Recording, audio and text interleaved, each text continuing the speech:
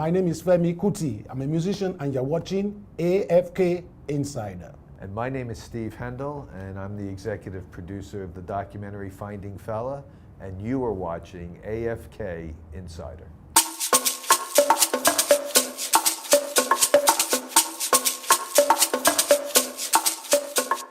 Well, the musical was a theater piece that told the story in a certain way, and it also ended the story in 1977. It really only took place, the musical itself was at a point in time in 1977, and describing events that took place, events that culminated in 1997.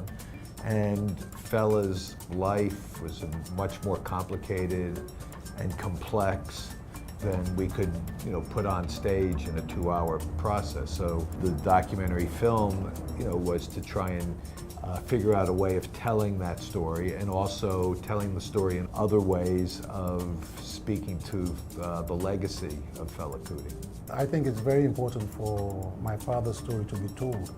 I think it's very important for people outside Nigeria to understand the history of the aftermath of colonization, bad governments, injustice in Nigeria, and what my father went through. I think especially people in the States don't know how deep the United States is involved in the politics in Africa. And with a story like my father, this reveals a lot. I think it's part of the history of the world, and it's very important. It's a pretty exhaustive documentary about his entire life. And it's, but it's told in a very textured and eclectic way, because it's also the story about, how his legacy inspired other people, including the people who created the Broadway musical.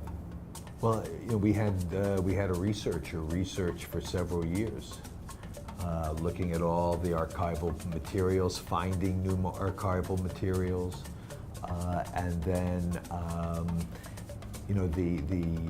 the people who participated in telling the story were Femi and his sister Yenny and his brother Shayun, and people who knew Fela throughout his life. So I think the movie, and Femi can really attest to it much more than me, but I think Alex Gibney and everyone involved did a pretty amazing job giving an authentic picture of Fela's life and what he meant and what he went through and what he left behind.